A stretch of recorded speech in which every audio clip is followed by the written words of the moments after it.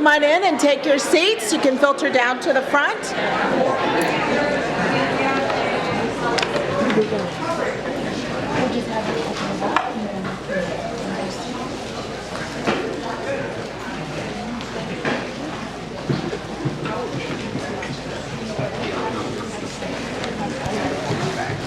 So it's 2 minutes after the hour, so good afternoon, everyone. Great. Good to see you all here, and welcome to the 12th Annual Chancellor's Leadership Forum on Diversity Inclusion. It's great to see everyone here. Renee, I think the box lunches were a great success. Probably get double the number next year when word gets out. So we meet annually, but it is every day that we strive to affirm our support and show appreciation for all members of our diverse community. This year's forum focuses on the leaky pipeline. By the leaky pipeline, we mean various UCSF outreach efforts at the student, staff, and faculty level that are aimed at addressing the challenges of recruiting and retaining people, and people are the university's most valuable asset. Besides what we learned today about programs addressing our pipeline challenges, we will hear about a UCSF-wide initiative that I'm particularly excited about, and this is an initiative to make UCSF a so-called anchor institution. You'll hear more about what that means in a little bit, but the effort aims to highlight our ongoing contributions and engagement with our community, as well as increase opportunities in San Francisco and the Bay Area through workforce development of under-resourced populations, inclusive procurement practices, and the implementation of a community investment strategy. So you're going to hear more about this exciting initiative that will be kicking off in the months to come. Today is also an opportunity for us to learn about various pipeline efforts and to reflect on how we can improve our success at multiple different levels. As an example, we currently have 4 openings within my leadership cabinet, and we have been actively working to implement a number of inclusive practices that should result in a more diverse applicant pool. I thank the chairs of those 4 committees for their excellent work to date. At the other end of the spectrum, the university has a number of outreach programs within the public schools in our own community. This year, we celebrated the 20th anniversary of the Center for Science, Education and Outreach, which has been working with underrepresented students in the Bay Area to increase their college awareness and exposure to careers in the health sciences. The Center's involvement in public schools is complemented by the Science Health Education Partnership, which is a 30-year effort that supports science teachers in the San Francisco Unified School District by providing them with professional development and UCSF volunteers to co-teach science in their classrooms. As you will hear during the panel section of the program, other important initiatives to diversify the student pipeline include our post-baccalaureate programs for the schools of dentistry, medicine, and pharmacy. As just one example, the School of Dentistry, the number of students admitted through the baccalaureate program has grown from 33% in 2016 to 43% in 2017, giving under-resourced students a great start in their careers. At the community level, UCSF has an important number of efforts. One of them is the Preterm Birth Initiative, which aims to eliminate racial disparities in preterm birth and improve health outcomes for babies who are born too soon. You will hear more about UCSF overall involvement in the community during the panel session in just a few minutes. Our goal is to make UCSF representative of our city and of our state in which we live, and these efforts require continuous engagement by all of us. It certainly cannot be achieved by sporadic interventions or by just a small select group of our community. It requires a sustained commitment to evaluate our recruitment and hiring practices, as well as our climate, to make UCSF a place where everyone can thrive. So in closing, in my remarks, I thank the leadership of Vice Chancellor Renee Navarro and the work of her team at the Office of Diversity and Outreach for helping us to advance UCSF. Diversity, equity, inclusion are core to our institutional excellence. So now join me in welcoming Renee to the podium to give us her annual update. Thank you. Thank you, Chancellor Hoggood, for the introduction and for your leadership in this area. It's through the support of leadership in a consistent, as you say, consistent ongoing way that we're going to be able to successfully move the needle and actually live our commitment to diversity, equity, and inclusion. It's a pleasure for me to be here to host our 12th annual forum. We have instituted this forum as a way of part of our accountability to you, the campus community, those of you who are live streaming, those of you in the room. Our intention is to share with you what our goals are, what activities we've been engaged in, and what successes we've had, and frankly, challenges. And so we recognize that we're all a part of the solution to actually moving UCSF closer to where we want ourselves to be as an institution. I thank the leadership from the Cabinet for being here as well in support of today's forum. I'm going to start off, as I do annually, to talk about our demographics, just to give you a snapshot of who we are as a campus community, and you can see exactly where we've made some changes over the course of time and where we still have some significant barriers to being fully reflective of our city, state, and country. We're going to start off by looking at the entry level to UCSF from our learners. When we look at our students and our trainees, we find that that group of members of our campus community are fairly diverse. 35% of our learners are Asian, 40% of our learners are white. African Americans have had a 1% gain from 2010 to 2018. We're still the numbers are at 5%. We've had a more significant improvement in Hispanic populations of our learners, up to 11% from 8%. That's 301 African American students and 664 Hispanic students out of 6,032. Native American Alaskan Natives are less than 1%. So we still have opportunities for growth and improvement as it relates to our learners.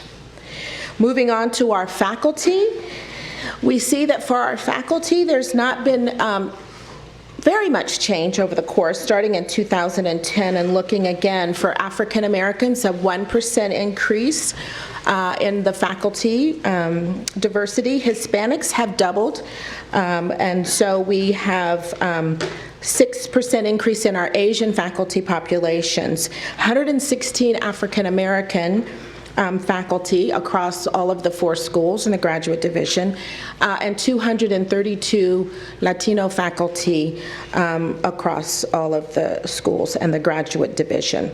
Our gender parity is at 50%, and it has been at 50% since about the 2015 academic year. When we look at our staff is it's a majority minority staff. In fact, for the first time ever in this 20,000 members of our campus community, the largest portion of our campus community and really the core to us as an institution are our staff. And our staff are majority Asian this year. For the first time, the number of Asian staff outnumber the number of white staff, pretty close to one another. When we look at underrepresented minorities, African Americans comprise 8% and Hispanics comprise 12%, with Native American Alaskan Natives continuing to be at less than 1% of our staff population. As you go up the managerial ranks of our staff, we see the numbers. There's 1,000, so about 5% of the total staff are represented by managers. And looking in depth at the management, you'll see that few of the minorities, underrepresented minorities, are rising or being hired at levels, increasingly high levels of staff management. The M4 level has no underrepresented minority staff at all. And so that is one of the areas where we are going to continue to focus. By gender, we know that we are a majority female staff organization as well, but that too is not consistently carried across the increasing levels of management in our staff. And at the highest level, we switch to majority male within the staff managers as well. And within the executive leadership and the senior management group, very small group of 22 individuals, it is represented by 14% African Americans, 5% Asian, 5% unknown. And it is majority male at 58%. So, there have been some small movement, but not substantial or significant, and not nearing parity with where we want to be relative to who we are as an institution and our role in the state, and then the production of healthcare providers and scientists that are going to serve an increasingly diverse population. So we have been working across a number of initiatives to really influence the ability of our institution to both prime the pipeline, build diversity in those interested in the sciences and in health center leadership and administration, but also in how we actually recruit as an institution. How do we actually select our students, hire our faculty and staff, and create a climate in which they come to UCSF and really thrive in our environment. And one of the newest initiatives, and you'll hear more about this from our panelist, Cynthia Sharapa, is a program that several leaders of our campus staff participated in, and through their participation in this program, created a guide for us to use, which is entitled Leading with Diversity, and how we can implement better practices to increase our ability to diversify the leadership of our staff across UCSF and really across all of the UCs. When we look at what we're currently doing as it relates to our recruitment strategies, each of our professional schools use a holistic methodology for recruitment and admissions of students. They are looking at the entire student. The life experience of those individuals brings value to the class. We know that those differences are important for practitioners, and so having a holistic approach to admission has led to the increases in part that we've seen in the diversification of our students.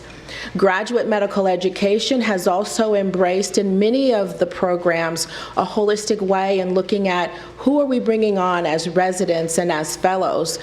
This effort is directed by Dr. Michelle Guy, who is the Director of Diversity for Graduate Medical Education, and a culmination of factors and activity that actually bring underrepresented minority residents together from across programs, sort of breaking down those silos and recognizing the power of community. And when you bring people together across community, you build a sense of cohesion, you build a sense of belonging, and that has successfully led to an increase in our ability to match underrepresented minorities into our programs, up to 29% in the 2018 match, which is our most direct pipeline on the medical school side to faculty at UCSF. So that's an important advancement for us. We had an advancing faculty, excellence in faculty recruitment grant that the Office of Diversity and Outreach received from the Office of the President, which contributed to our ability to hire underrepresented minority faculty into the ladder rank series. We instituted faculty equity advisors, and these are a series of senior faculty members, and some of them are here. I know Nancy Hessel's here, George Taylor from School of Dentistry, across all of our schools, senior faculty members who are trained in the best, most promising practices for recruiting a diverse faculty, making sure that the pool of qualified candidates is as diverse as possible.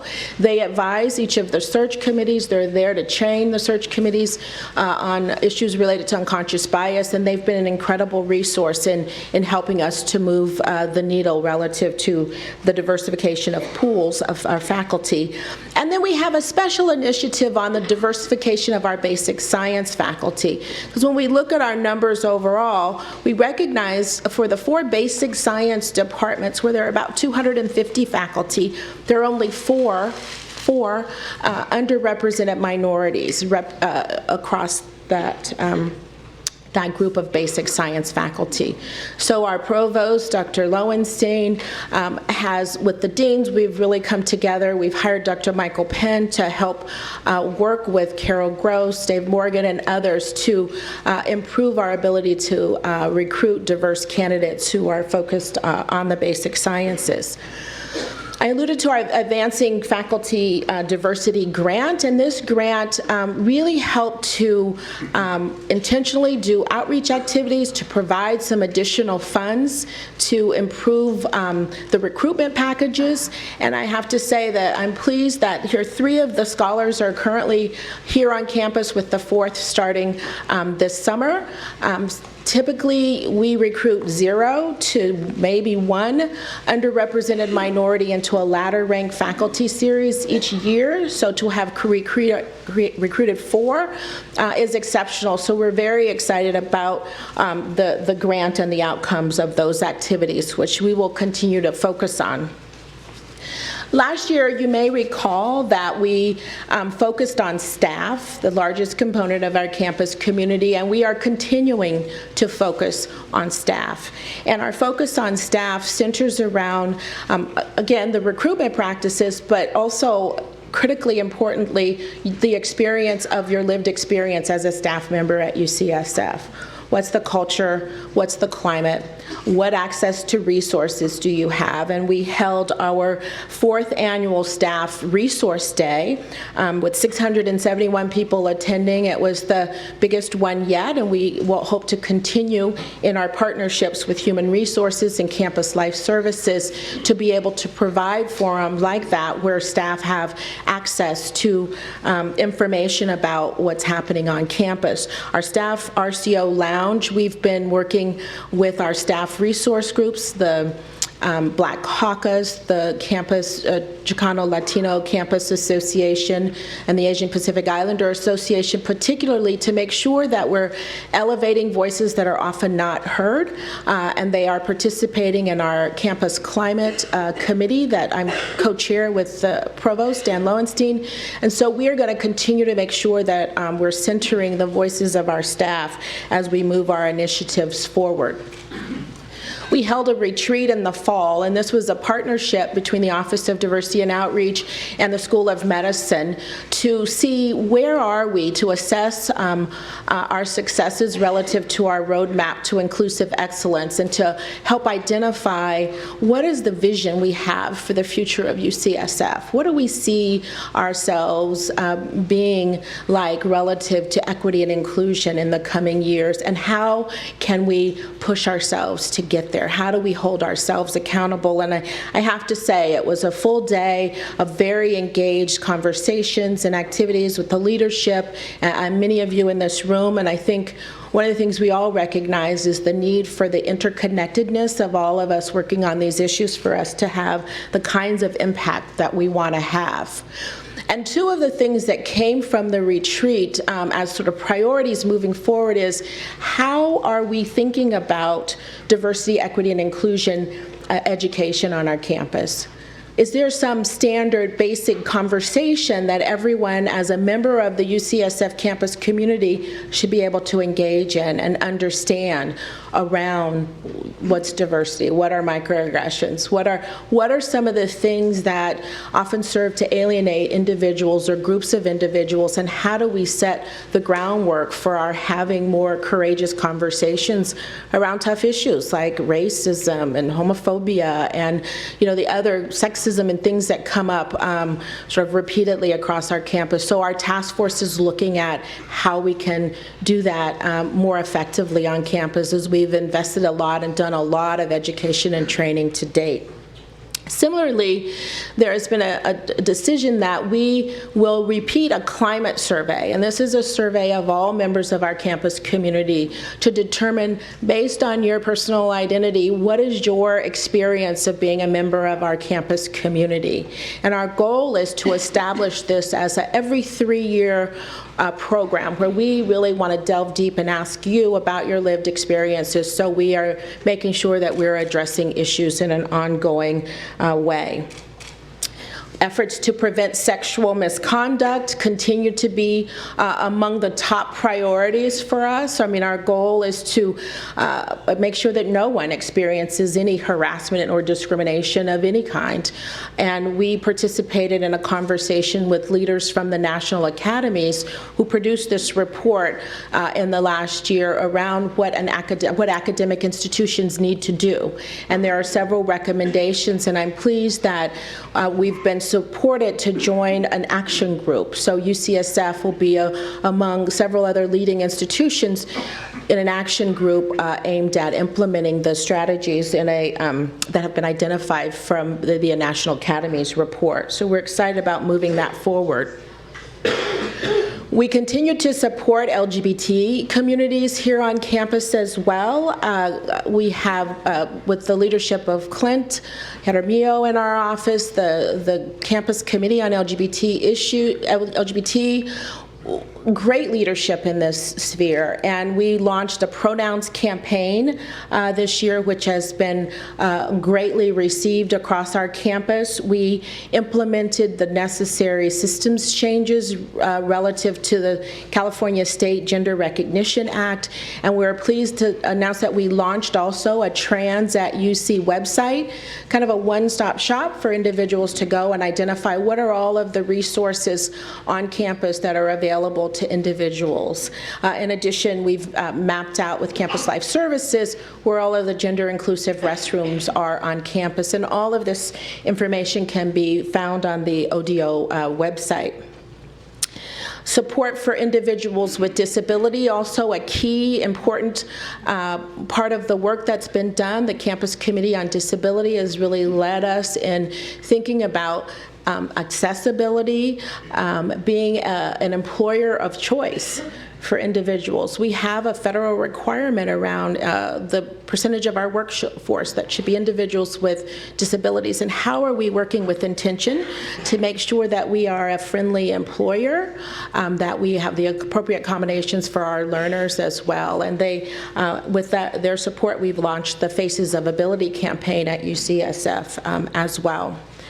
The students, of course, our learners lead the way, and our learners have come together in an interprofessional way that I think is really critically important. They recognize that across the health sciences and the graduate division that they have more commonality in many of these issues and are really going to help direct us to what they've articulated as their needs relative to a curriculum that is not oppressive to them, to individuals, or marginalizing, and how should we be as professors, as faculty, thinking about the ways in which we're delivering information to our learners. They want more support, they want more psychosocial support, they want places of support, financial support, and they want a climate and a culture where they feel that they belong. They have the sense of belonging. And so we are encouraged by the work, inspired by the work of our learners, and we will continue also to keep them centered in the work as we're moving forward.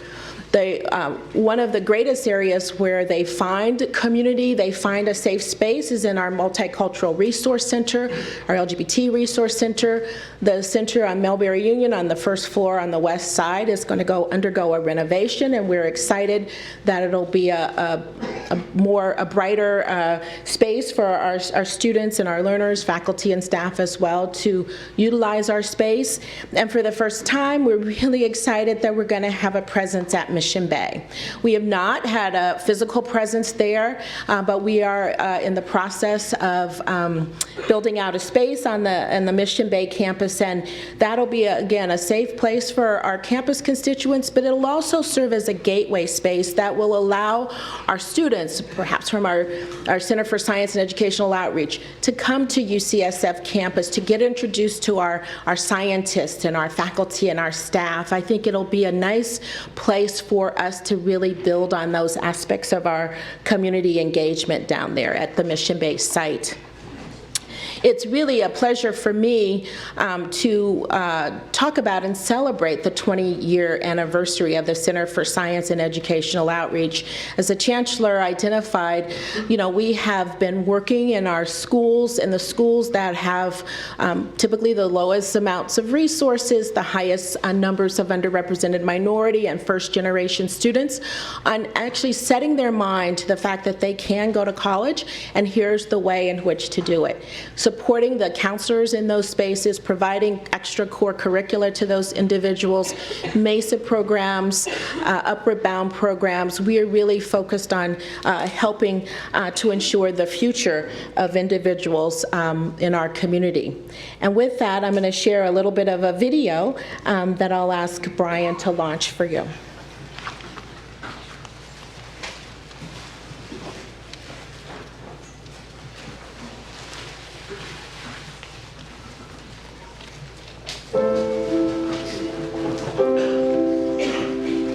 Nobody in my neighborhood talks about becoming a surgeon. When I was growing up, I knew I didn't want to be a statistic.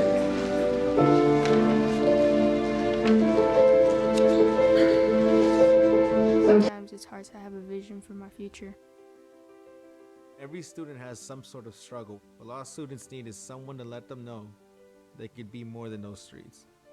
And I knew it was time to try something new, something different.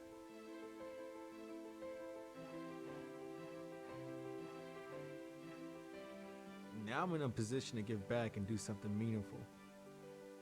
When I was in 7th grade, my teacher was the first person to ever tell me I was smart. She made me feel noticed, and she recommended me to the Early Academic Outreach Program, or EAOP.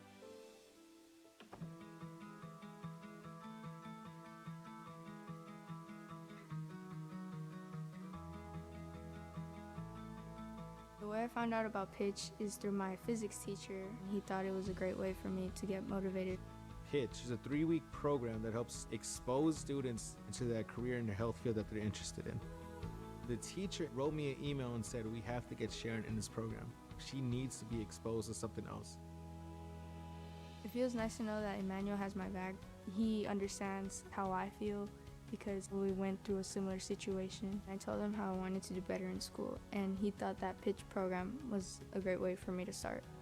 This year we had 23 students who spent 3 weeks at UCSF. We got to meet college students who were currently working on their degree in the medical field. They taught us things that they were learning in their classes. They saw themselves as either a doctor, a physical therapist, a nurse, or a surgeon. Me being involved in the pitch program has helped me a lot. It was a big transition from me not having hope to being able to see that I can do bigger things. Being in the pitch program has helped me gain my confidence. I saw Sharon make friends, participate in icebreakers, raise her hand in class with her head up high. If I want to learn more things about the medical field, I can talk to someone about it and not be shy to ask. Our goal is to help guide students to be the first in their families to go to and through college. When I become a surgeon, I know my family will be speechless.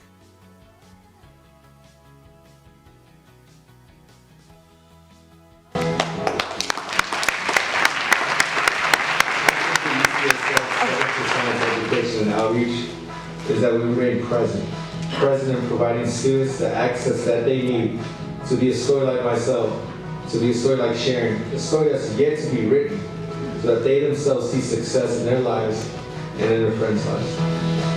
One day people will call me Dr. Padilla. Like that. Thank you. The director of the center, Don Woodson. Don, I just wanted people to acknowledge Don Woodson. And I'll invite our panelists to come forward, and Lisa Cisneros will take over and introduce our panelists. Thank you.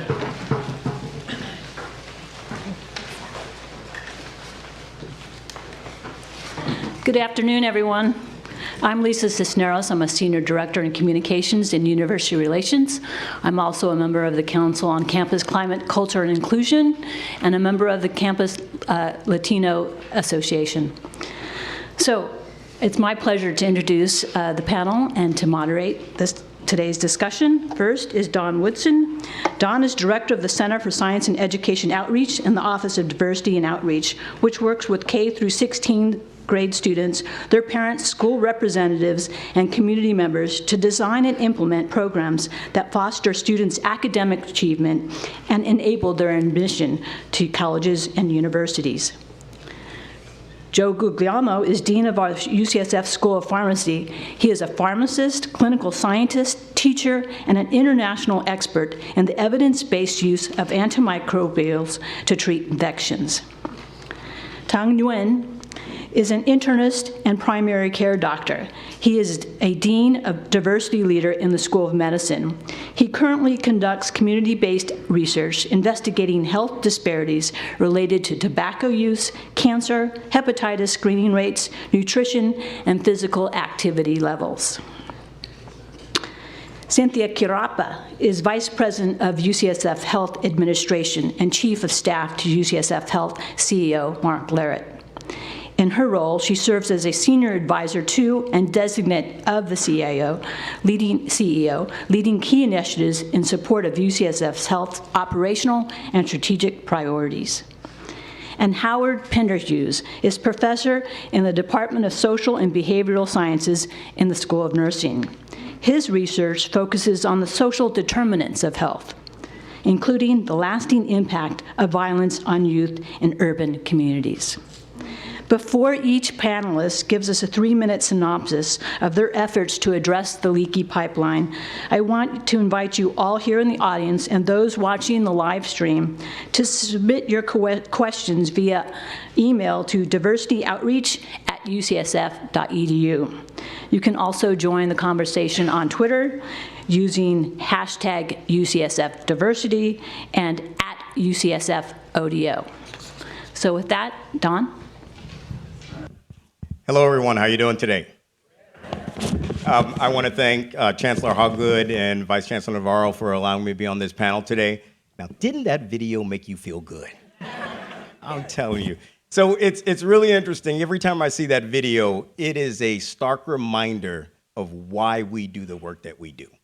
It's a reminder of looking out at the audience here today and looking at individuals that's on this campus, looking at the excellence, and wanted to make sure that we connect that excellence to those young people as well.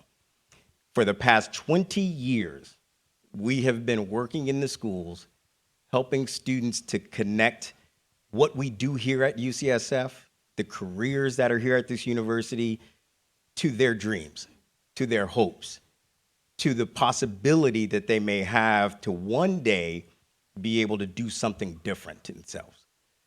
As well as to support their families in various ways. We've helped them navigate high school, helped them to figure out what higher education institutions they want to attend, helped them to figure out whether a career like this is for them or not, and to try and move them into a direction that they see themselves being in. So all of those things we have done for over 16,000 students over the past 20 years. And when I say 16,000 students, I don't mean they came to an event and we waved to them and they walked back out. I mean, we have worked with them, had multiple touch points with them over a 2 to 4 year period, working intensively with those students to make sure that they are prepared. So we're proud of that. Thank you. We've also had the opportunity to look at our data. And over the past 12 years, we've had 96% of the students that have been in our programming that went on to higher education. We've had 74% of the students that has been a part of our programming go directly to a four-year institution. And we've had 64% of those students that moved on and had a major that was within a health career field, when initially in their freshman year, only 22% were actually interested. So we know that programs like this have an impact. We know that.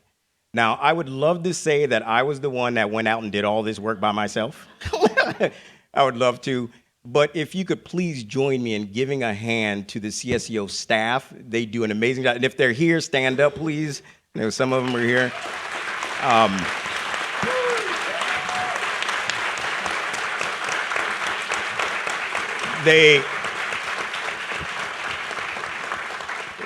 They are amazing thought partners in this whole process. And their energy, their enthusiasm, their expertise in what they do, their ability to counsel, their ability to talk with teachers, parents, administrators is just incredible. So I definitely, publicly want to thank you all for the work that you do. But I would love to say that we're the only ones that do this. We are one of 35, whether clubs or programs, that do programming at UCSF that works for pipeline or outreach work. We are one of only 5 that are pipeline driven. However, we all share the exact same challenges. So one of the main challenges we have is access. Just trying to get UCSF students in the community to UCSF. An example, we're currently struggling to find 7 laboratories for students to do their summer internships. And I know we're not alone in that. I know that SEP, the Science and Health Educational Partnership, is in the same situation. They're also trying to find labs. So if there are some that are there, please contact us. We want these students to have the experience. The other is sustainability. It takes money to do this. And it takes institutional funds to be able to do this. Many of the programs are on grants. Many of those grants run out. And unfortunately, in many cases, they're not up for renewal. So it's important that we start thinking about, where do we really want to put our funds to move the future forward for the young people in the community that we have at UCSF. And we truly want everybody here to be involved. Thank you.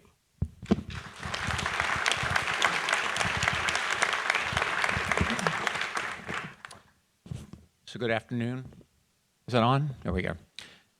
So I've been asked to address the leaky pipeline a tad beyond what Don just described, and that is at the interface between college and a health professional school. And specifically, I'm going to talk about the post-baccalaureate program at UCSF. So what is that program and who are those students? So what the program is a year-long structured program to become a more competitive applicant for a health profession school. It lasts 11 months and it begins every August. Who are these students? They essentially are students with a bachelor's degree who might need a little more preparation before applying to a previously applied, perhaps unsuccessfully applied attempt at a health profession school. And the idea is to get them ready to be more competitive for that application process next time around. So let me give you a few of the program specifics. First of all, it's completely interprofessional. This is a combined efforts from the School of Dentistry, School of Medicine, and the School of Pharmacy. And it is collaborative during that entire 11-month time period. It is intense. It is a full year of upper division coursework at UC Berkeley Extension that these people get into. There is assistance with the application process subsequently for the healthcare profession school that they have interest in applying to. They receive academic and learning skills development where applicable, help with admission tests sort of preparation. They get mentorship both from faculty but also from previous post-baccalaureate students who are now in the healthcare professional schools. They get an automatic interview for the health profession school if they have a certain minimum GPA, and it varies from the 3 schools that are involved. If you look at all 3 schools, you will see verbiage that sounds like this. It says, this program is designed for individuals from disadvantaged backgrounds or underserved communities. You will see explicit wording that says something along the lines, groups traditionally underrepresented in health profession are encouraged to apply. As I say, intense. These students take 12 units of heavy-duty coursework for 2 semesters straight, and they are advised the appropriate courses needed to enhance their profiles, and they're monitored during that year by faculty mentors. So we were asked to talk about both successes and challenges. So the successes of the program are the following. So first of all, a little bit of a timeline. The first to actually create the post-bac program was the School of Dentistry in '98. That was closely followed by the School of Medicine in '99, and School of Pharmacy started its program in 2010. As of June 2018, there have been over 800 highly diverse students who have completed the post-bac program. Okay, that's great, but now what happened to those 500 plus students? Well, if you looked at acceptance to a health profession school, 75% of all the post-bacs in the School of Dentistry ended up in a School of Dentistry, and actually 95% of students in the School of Medicine and the School of Pharmacy, respectively, ended up in respective schools.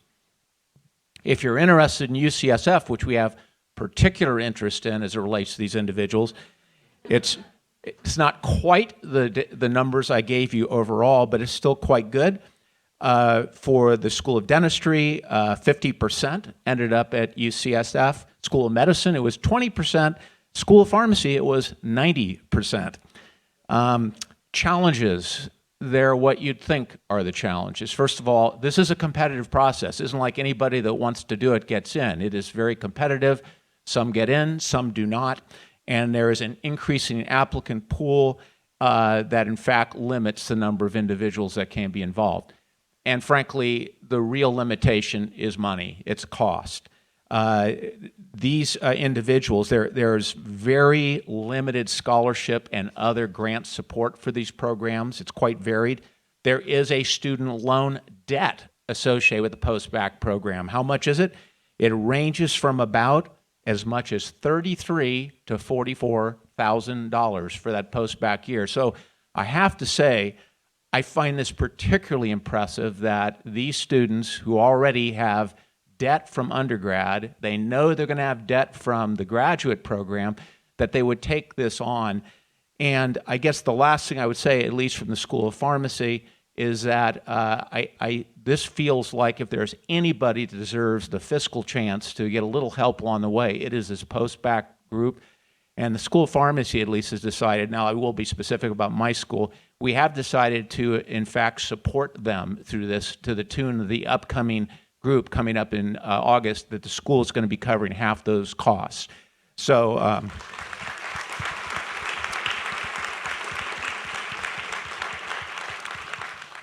so that's it in a nutshell. Thank you.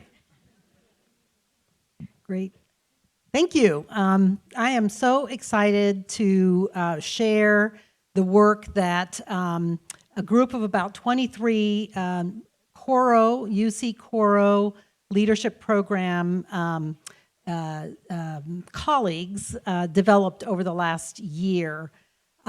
We took on the challenge of studying diversity in SMG, which is the senior management group. So it's about 200 individuals that are the leaders across UC. And we thought, okay, if we started at the top, it's an opportunity to study the current state, what is really happening, and also drive change for the very top of the organization. So our data across the University of California shows that indeed there is a leaky pipeline. So in 2017, about 75% of students across UC are diverse in non-white, and 35% of the SMG group is non-white. So is white, actually. So the population, obviously, there is this leaky pipeline of diversity as you go in up the organization. And from a gender diversity, the data suggests a glass ceiling. So there is in staff and middle management quite a few more women, and much fewer. There's 37% of women in senior management group. So how can we recruit more leaders to UC? And that's really the focus of our study was around the recruitment piece.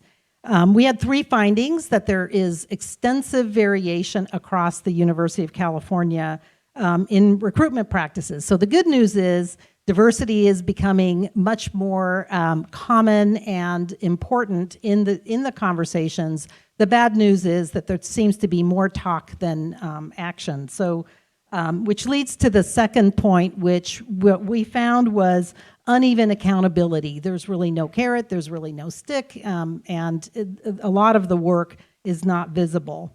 And then third is this notion that developing and retaining senior leaders is a bit of a hit and miss proposition. So our group came up with 3 recommendations. The first is really focused around creating a new system-wide policy specifically on SMG recruitment. So there are SMG policies out there, but none of them specifically deal with SMG recruitment. And our thinking was, how do we create some standards around how we go about recruiting our most senior leaders? So some of the things, I am so excited because the Chancellor has 4 open positions, and so many of these recommendations are actually being applied.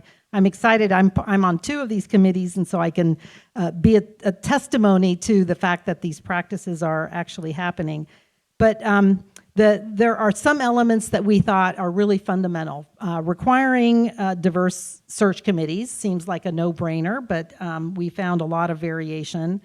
Having an equity or a diversity advisor on the search committee really helps to lead the group through what might be some implicit bias in the questions that we ask or in how we go about reviewing the candidates. Requiring diversity statements from the candidates to tell us what have you done in this arena around diversity, or what do you plan to do if you come to this organization. Diversity training, how do we prepare our search committees to be attuned to the implicit bias that they may have. And also requiring a diverse applicant pool, looking at what is identified in our affirmative action plan at each UC location, and then looking for applicant pools that are reflective of the demographics for that role. And then also having the same standards for our recruitment firms. A few practices that we found across UC that were really interesting that we hope to put into action are blinded applications. Remove names, remove schools. Those are 2 things that can kind of create the level playing field so that you're not going in there and immediately assuming that somebody that is coming from a non-Ivy League school has a lesser education. And then also, really interesting, UC Davis and UC Riverside, they require a mandatory review of the applicant pool by the provost, the chancellor's office, or the Equal Employment Opportunity Office, just to kind of give a look-see to see who is coming through. The second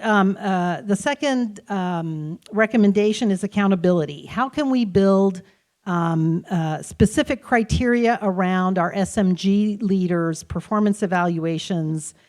Could be around diversity training, could be around community building, could be around mentoring.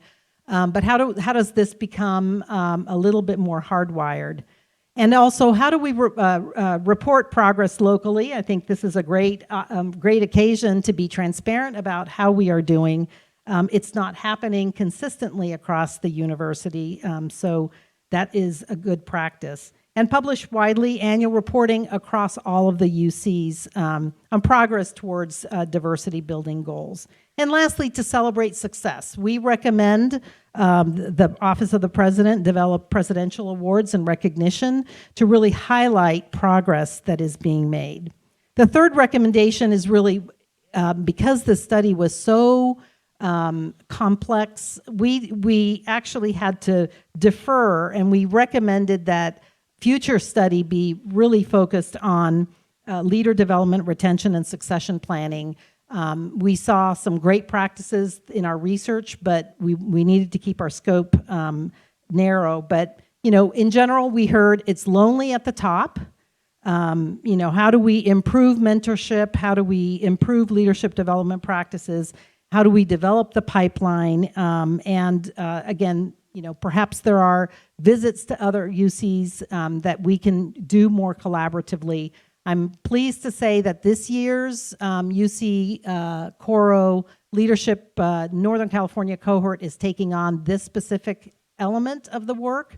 So we really are looking forward to continue to be engaged. But we are excited about the work that is actually happening here at UCSF, given the openings that for the Chancellor's Cabinet and putting these things into action. Thank you.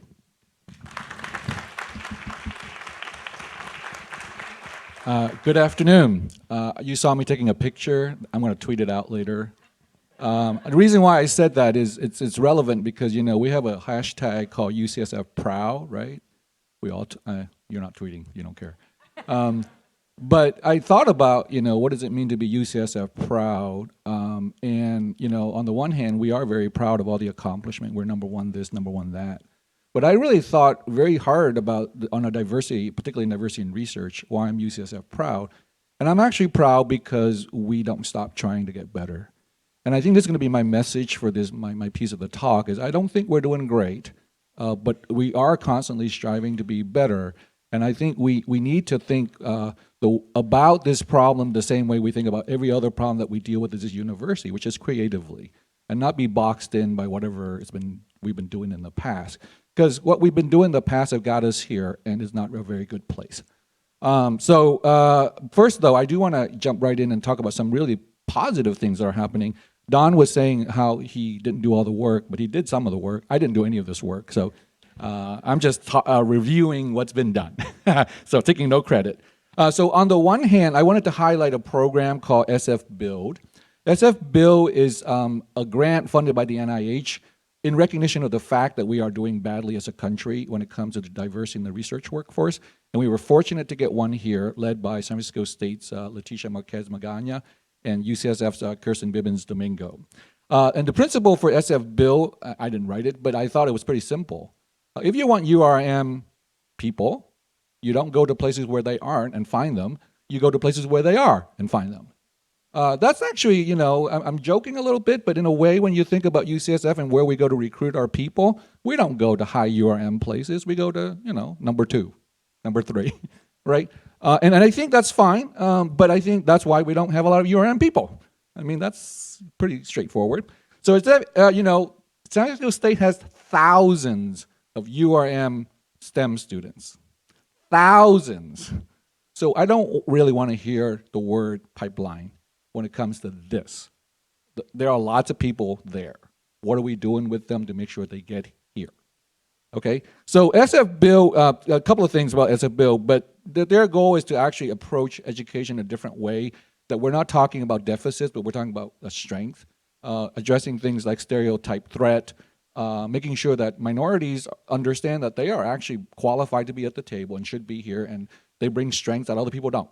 Not that they don't have things that other people do. And so that's really a goal, and they've been doing a lot of this training. And last semester, they trained 1,480 students in this way of approaching their career.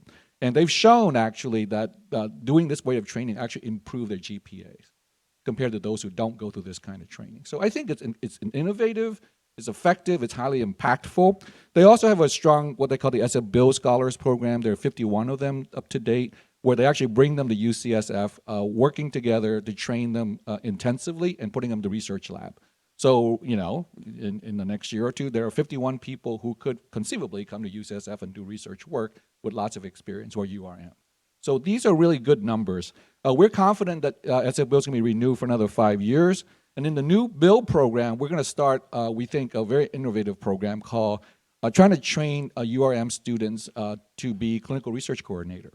Again, not to think about research as only a single pathway, you know, become a faculty, be a PI. There are many different ways of participating in research, and we need to go to where the students are. If they don't want to become faculty, they should become a whatever.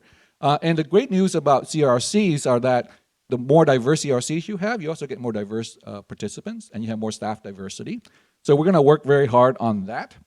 And then another effort I wanted to highlight was we do have a small I don't know how many of you know that we have a resource allocation program, which is an internal research funding mechanism. It's small grants, but we were able to, our research development office and others were able to put in a small stipend or small supplement for URM investigators or working on disparities. So we are trying to promote some additional support. One of the activity that I've been working on is called the Diversity Supplement Program. So the NIH actually has this great program called Diversity Supplements, where if you hold a qualifying grant, you can get lots of extra money to bring a URM person on as a trainee from the either high school all the way up to the junior faculty level. UCSF actually has about 300 to 400 eligible grants each year, and we get less than 10 diversity supplement. And these are relatively easy to get funded. The hit rate is, depending on the institute, is about 10 to 30%. So we're leaving money on the table. CTSI and Office of Diversity Outreach started this process of collating materials about diversity supplement. Differences Matter and Research Development Office right now is working on a much more of a clear infrastructure about how to do this, identifying the eligible grant and investigator, identifying qualified URM trainees, matching them, making sure that they can write a grant. If they don't write a grant, they can keep on getting trained so that they can actually write a grant, and so on and so forth. Right now, that's an ad hoc infrastructure, and so that goes into my first ask, which is most of these work that I've described so far is either grant-based or basically, ad hoc work by people who are motivated to do this kind of work. And I think we need support for infrastructure. I think you're hearing so far lots of great things going on, but where's the infrastructure to make sure, one, that we keep on doing the good work, and two, that we can grow this really good work. One last initiative I wanted to point out, Dr. Navarro pointed out, we're doing okay, but we're not doing great with URM faculty. In the Basic Sciences department, I think it's even worse. We had, I think, 4 URM faculty out of 210, so less than 2%. And I think this is the way that the Basic Sciences department approached this was actually really, really cool. So Carol Gross, one of the faculty lead, and Michael Penn, one of the newer leads, wrote a white paper and said, okay, here's the problem. What are we going to do about it? The Basic Sciences department chair got together and said, well, no, this is a real problem. Let's do something about it. Let's do some hiring, not the way that we normally do at UCSF, which is very siloed. This department hires this person, that department hires that person. There's an agreement among the department chairs. This is what we're going to do. We're going to work across silo. And that was then signed off by university leadership, the provost, and all the deans. And money was allocated for it. And so now, this is beginning. So we're now in the search for it. And we have, last I heard, over 35 qualified URM candidates. Which goes back to the point I'm making, which is it's not really a pipeline problem at the faculty hiring level. We have a lot of data in the last 10 years or so that says that the percent of URM and the number of URM PhDs, for example, has gone up remarkably. But the faculty hiring has been flat. And I think even at UCSF, it's been flat. So I think the pipeline is really important leading up to this point. But if we're looking at our faculty diversity and we're saying it's the pipeline problem, I think we got the wrong problem. because the PhDs are out there. What we're not doing is hiring them.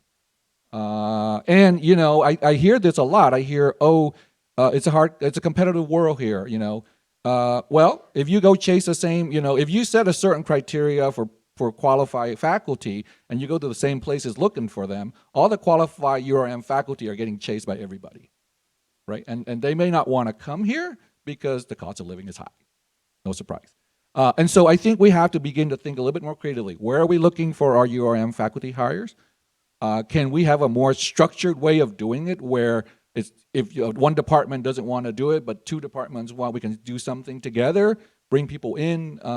We need to think creative about this problem, and I think we need to invest, obviously. I mean, we can't bring a good URM faculty on board without enough resources. One, they won't come. And two, if they do come, they're set up for failure, which isn't a good thing either. So I would say I will finish by, you know, my job as a Dean's Diversity Leader, I'm like a cabinet secretary without a portfolio. I don't have any power. So I think my job is mostly to sit there and think about strategically. So my blue sky scenario is that if you really want to significantly improve the number of URM faculty in the research side, think about it for a second. $25 million, 25 URM faculty member. That will be such a huge increase in the diversity of our faculty, a huge increase in the equity and inclusion, and a huge increase in the number of mentors we'll have. And I know that $25 million is a lot of money to me. I don't know what it is to you. Thanks.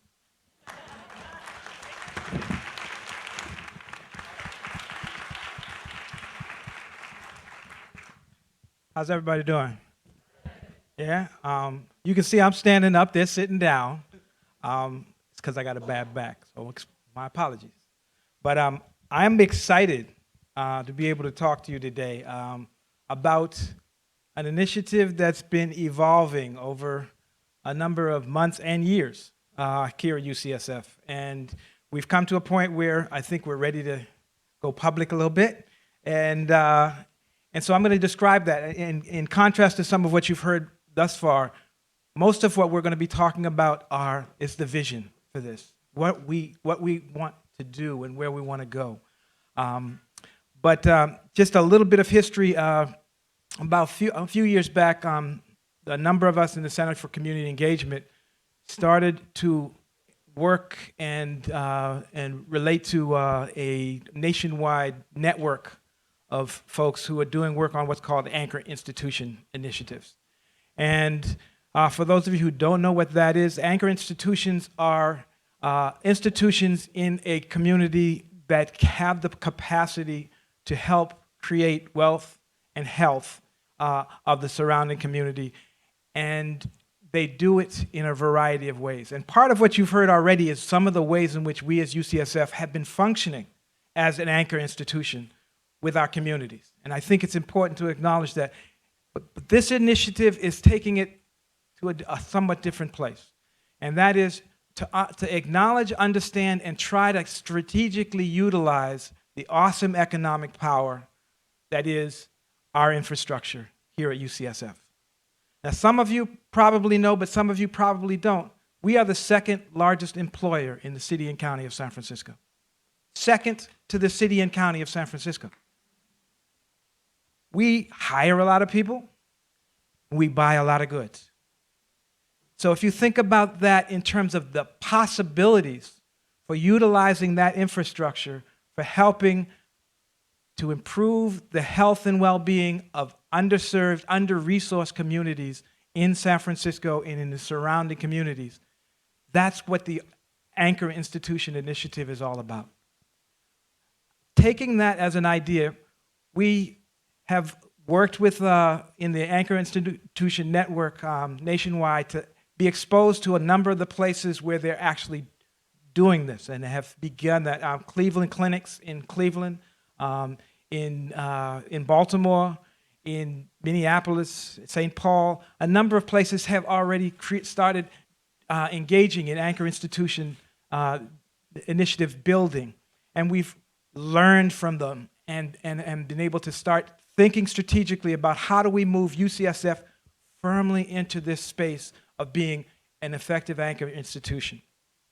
And part of what my message has been consistently is we have the potential to be a nationwide example, the gold standard for what an anchor institution can actually be.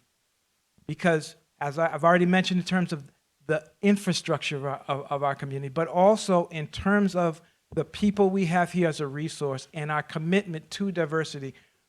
Our tagline is advancing health worldwide. And part of the point of an anchor institution initiative is beginning with the communities that are right next door.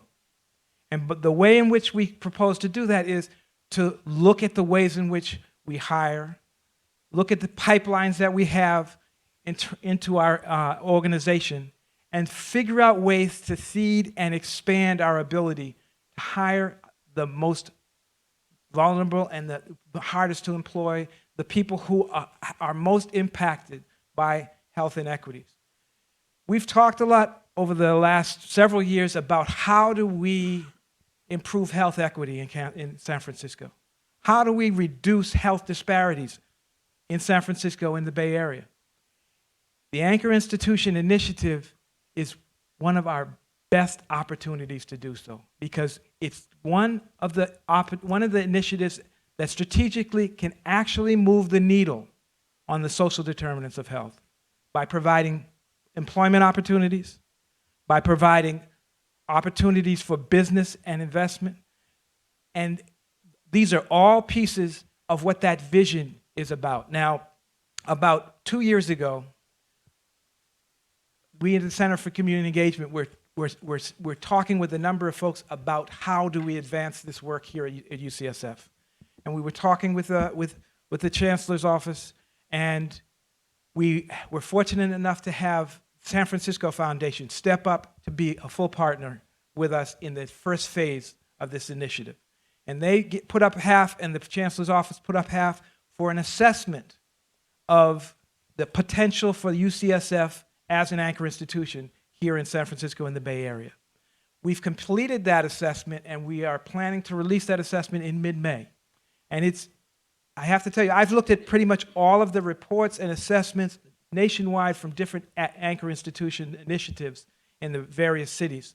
And this assessment and report goes well beyond what any of the rest of them have in terms of our transparency, in terms of how we hire, how we retain, what are our potentials, what are our weaknesses, and provides somewhat of a roadmap for how do we get to that next step of being able to actually impact the health and well-being of our surrounding community through our economic infrastructure.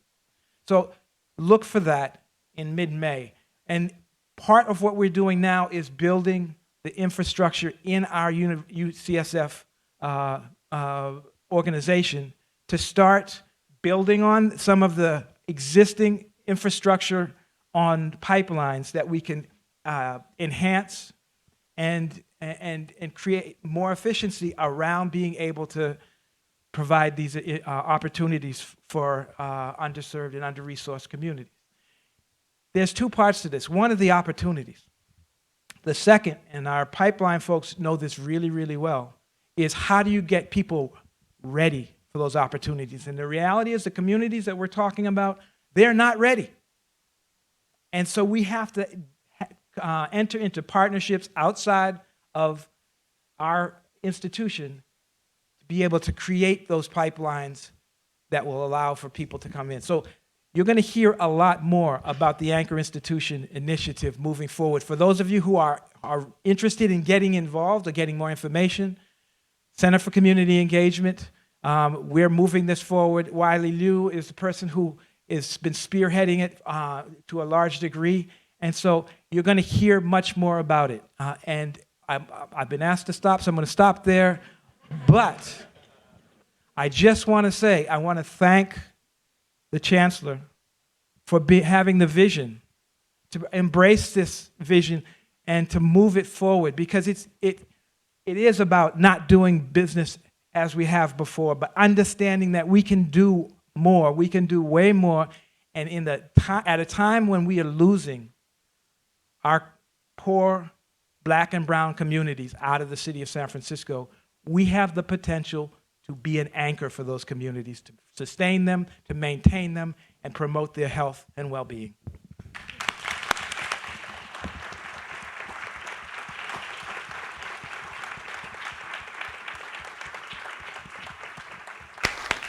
Thank you very much for that report. So now we'll open it up for questions from the audience, and we have 2 podiums on either side of the aisle, so please do step forward. And for those of you watching the live stream, you can send your questions via email. I'm not sure we have any questions online yet, but who would like to be the first person?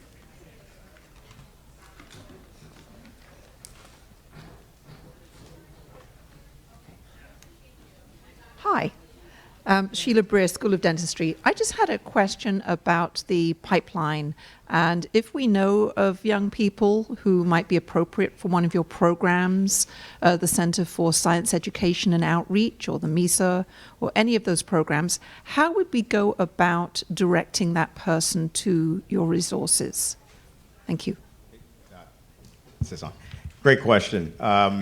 So in San Francisco, we work with very specific partner schools in the most underserved areas of San Francisco. But we also recognize that there are other students throughout the entire city that are in need. So if there are students that you know of that are in need, that definitely would fit in with what it is that we are looking as a student, just send them my way. I generally have individuals that will then email me, and then we put them in appropriate areas. We have programs for middle school as well. Our MESA program. So we have our Inside UCSF event that actually is tomorrow, to where we have students that will come to UCSF to kind of demystify what this university is about as well. So there are opportunities for them. Thank you. Okay, we'll go to the side. Hi, my name is Carlos Eduardo Suazo, and I'm a first-year grad student in the Biomedical Sciences program here at UCSF. And I'm actually a first-generation Mexican-American student, and among the first in my family to go to college. And I've gone through the entire public education pipeline that you mentioned, from preschool and HHS Head Start program all the way to PhD, every step of the way with the public school, UC Berkeley before, and undergrad in UCSF now. All of that said, and the beautiful story and the video, for background, I'm the son of service workers from Southern California who work for the Fullerton School District and Kaiser Permanente. They're cleaning and food service workers, respectively. And in 2008, when the financial crisis hit, like many others, we were foreclosed on, and we were almost forced to leave the state of California because we lost our home. And the only reason why we were able to stay was because they were given full-time contracts at both of their institutions that extended benefits to their family, such as myself, that allowed me to exceed and make the most of those resources that you offer, such as these programs, such as NSF, REU, NIH Postbac, and others that I can just go on and on about. The public education basically allowed me to ask this question today. And with all of that in mind, how would you reconcile, if you were me, this moral dilemma of attending a university that praises you for all these academic achievements, while in the same breath slashing policies that allowed you to achieve the success on the basis they are, unquote, from the UCOP, selfish and unreasonable? Thank you.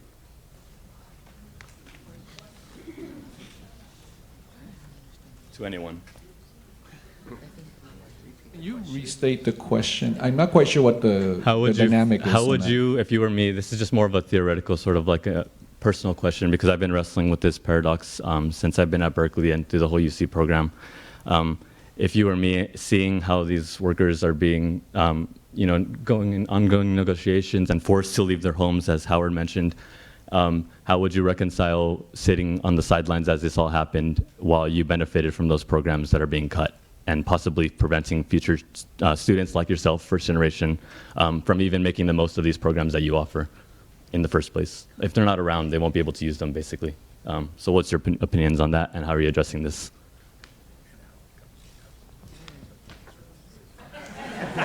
Sounds like an Anchor Institution question. I have my own take on it, but it might not be a UCSF-friendly take. I hear it more now. No, I think it's a dilemma for any person of color who comes through a higher education. It's been a dilemma for me since I've gone through.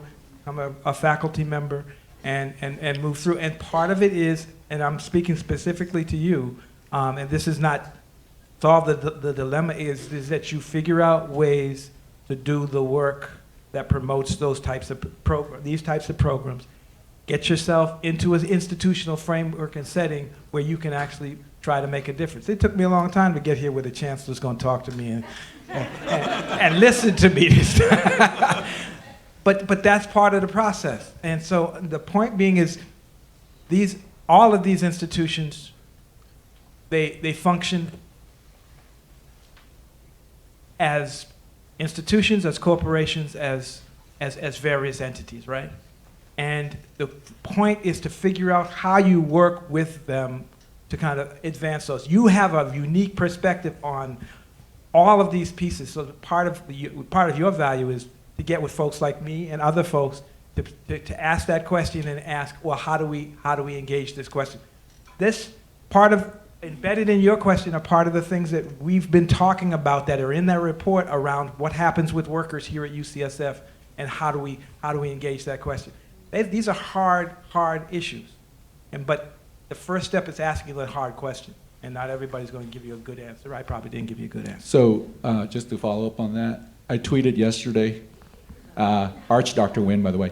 I tweeted yesterday, sometimes great institutional change occurs because of great leaders.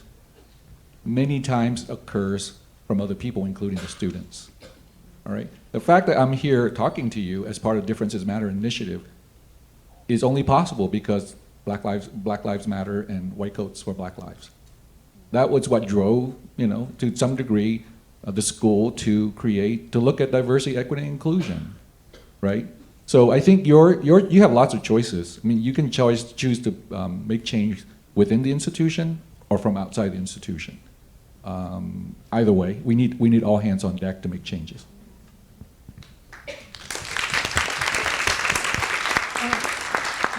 Your question? Hi, I'm part of the School of Nursing Student Government, ASSN.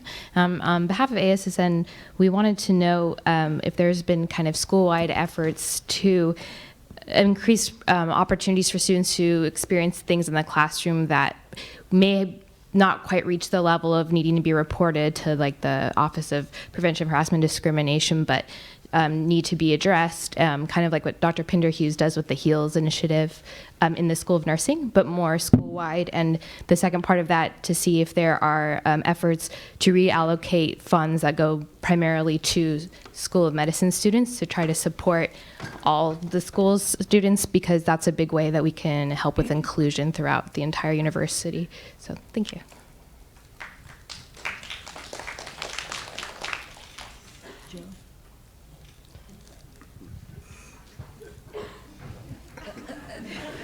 I think Renee needs to get up on that one. We've had this conversation. Yes, we have been looking at how do we actually capture microaggressions?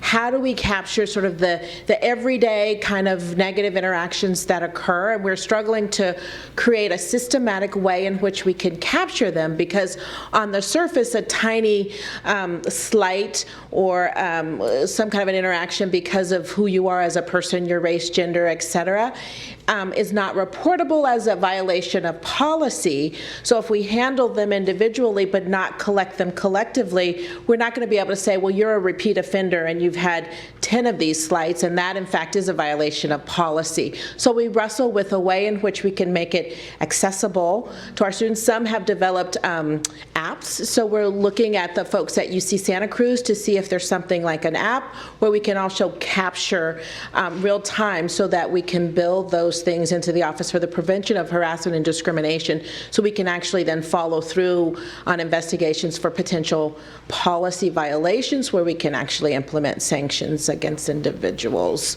for behaving in those ways. So that's a huge focus of ours, is around, those are the things that impact the climate and our lived experiences coming through UCSF. So very important. Reallocation of resources, deans, chancellor, I don't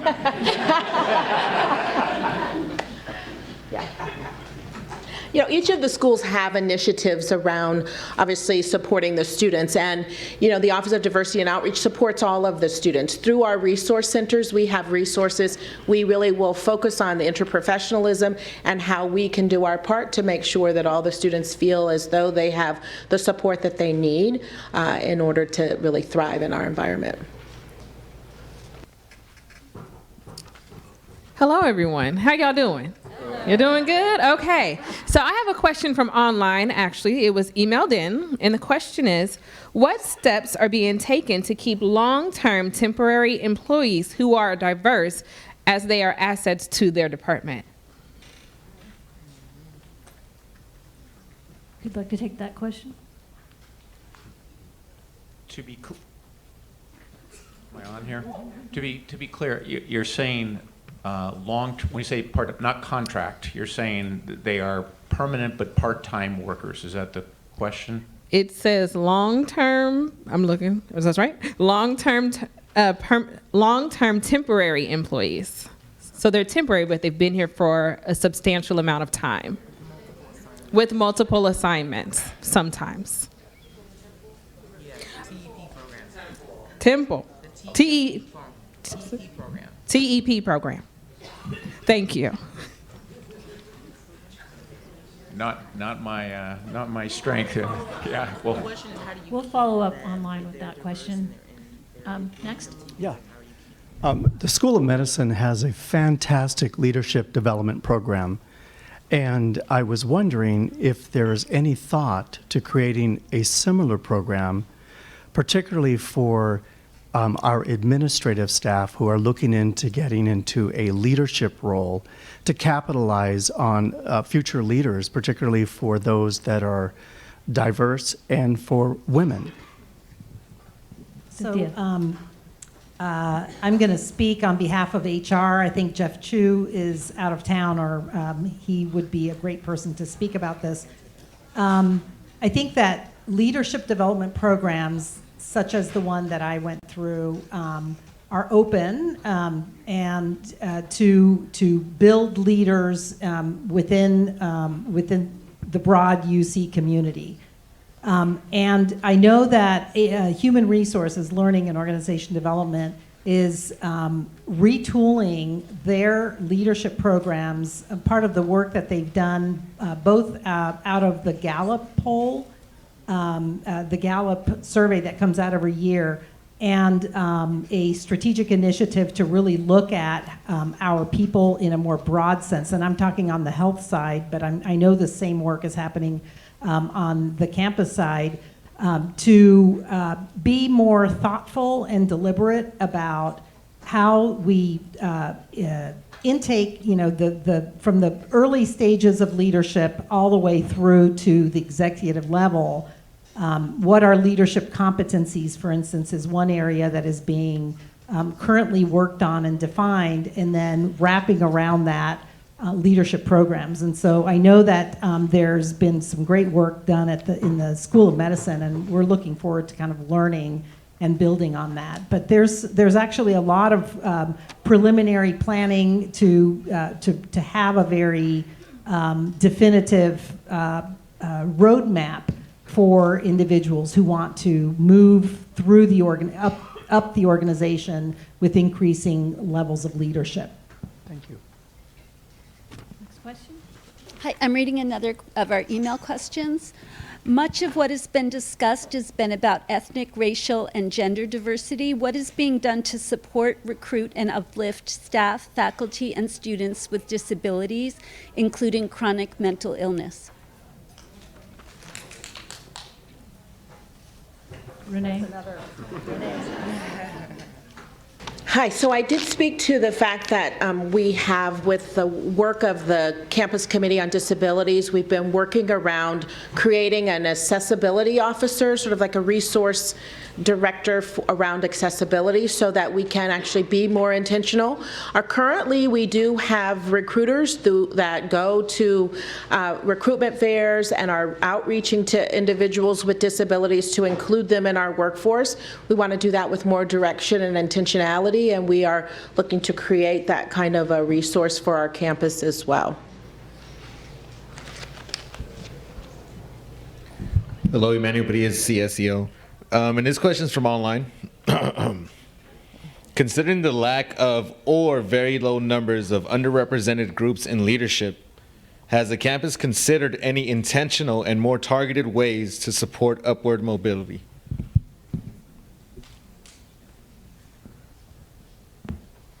Cynthia, you want to take that? So I think I'll take this. I think that this conversation of being much more intentional on how we,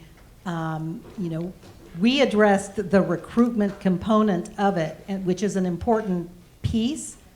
Within that is also what we tried to embed in our recommendations is work around mentoring and leadership development, so that there is this path of upward mobility.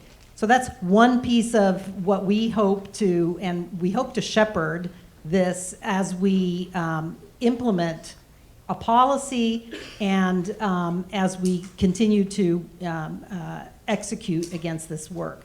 I also think that, again, I'm going to point to the work that Human Resources and Learning and Organization is doing, because we've had pockets of opportunity to learn and grow and develop, but we've not necessarily been intentional in looking at talent management as a strategy, and then what does that look like, and succession planning. And so I think that this is all work that is in planning stages, and there's a lot of talent within the human resources team that is looking at that so that it can be much more intentional.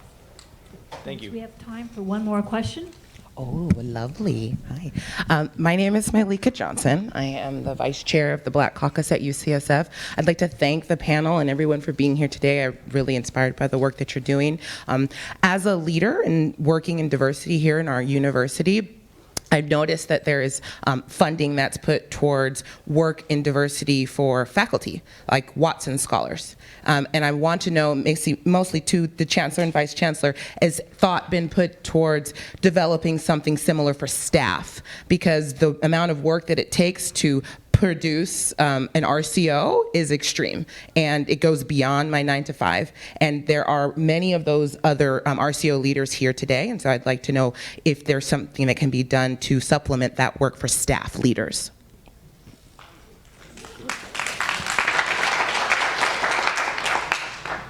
Thank you for your question. And yes, we recognize the incredibly valuable contributions that staff and staff leaders are making to move the institution forward. And we are looking at an opportunity to perhaps provide some stipends for that work. So that is ongoing now, and hopefully we'll have more information for you soon. So yes, thank you for your service. And you want to add? So on the health side, we are just launching a pilot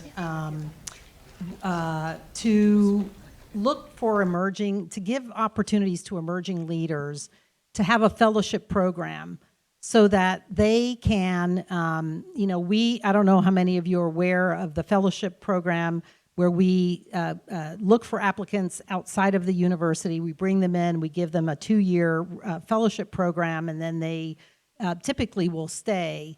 So we are now piloting a program that is similar, but it's for internal emerging leaders. We have 2 options. One is a full 1-year immersion program that we will backfill. We will fund the person to come in and have 1 year of fellowship in administration and take on a number of projects and be mentored. And then there's also a project opportunity fellowship program where it's about 20% of somebody's time to come in and manage a project, be mentored, learn, be guided, and have exposure to executives and executive leadership. So we're trying that out. I know that there's been interest on the campus side to participate. So we're looking to see, who applies, and then we'll look at what the scaling opportunity is, but we're pretty excited about it, and next year we'll be here. We'll tell you how it goes. Please join me in thanking all of our panelists and our facilitator for their outstanding contributions. Thank you very much. I also want to just take a couple minutes. Please, we want to thank our interpreters for being here and providing interpretation. Thank you to those of you who streamed with us, to Alejandra Rincon, Chief of Staff and Assistant Vice Chancellor, for making it all happen. Can all of the members of the Office of Diversity and Outreach just sort of stand and be acknowledged? This really takes quite a team, and I have the most amazing team at UCSF. We thank you so much. Chancellor Hoggood, Mark Larrett, the leadership team. You know, it takes all of us. It takes a village, as they say, and it really takes all of our collective effort for us to move the needle forward. I thank you for your engagement. I thank you for the work that you're going to do and that you have been doing day in and day out to really move us to where we want to be as a more equitable and inclusive organization. Please pick up your T-shirts at the back. It's we're building futures at UCSF. So those are T-shirts out there for everyone. Please take them. Thank you so much for being here. Thank you.